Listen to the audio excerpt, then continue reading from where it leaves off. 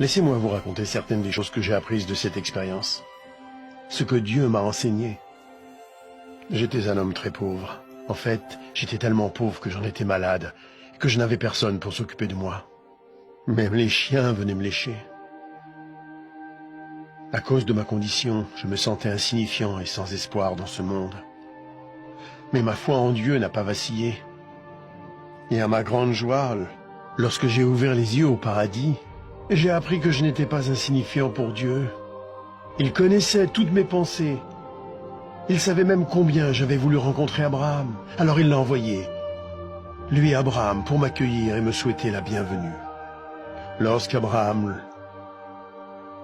le père de notre foi, m'a salué, je fus envahi par la joie. Comment un tel homme béni de Dieu pouvait-il s'intéresser à moi? Apparemment abandonné de Dieu et sans utilité. Vous êtes-vous déjà senti ignoré, oublié, insignifiant? Dieu ne vous a pas oublié. Où que vous soyez, qui que vous soyez, quels que soient vos problèmes, j'ai appris que personne n'était oublié de Dieu. Mon histoire prouve que rien ne peut nous séparer de l'amour de Dieu.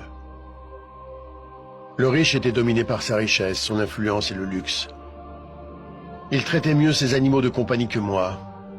Il aimait les biens de ce monde et en a profité pendant toute sa vie. Il y avait des jours où je me demandais si Dieu savait qu'il n'était même pas prêt à m'accorder les miettes qui tombaient de sa table. Je sais maintenant que Dieu regardait.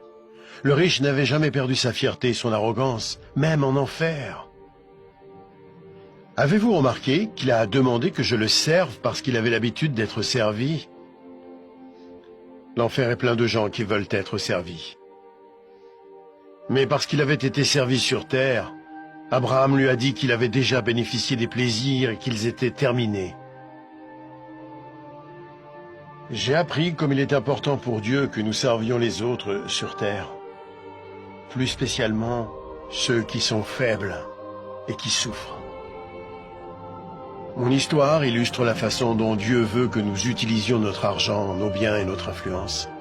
Il est clair qu'une courte période nous est accordée sur terre pour tester la façon dont nous utilisons ce que Dieu nous accorde, pour nous-mêmes ou pour les autres.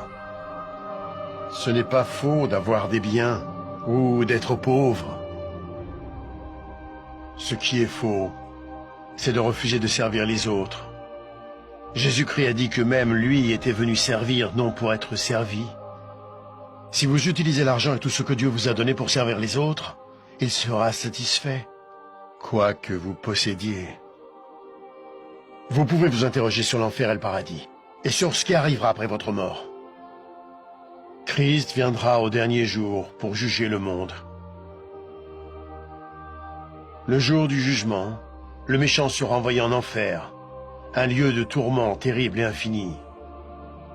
Mais le juste sera emmené au paradis.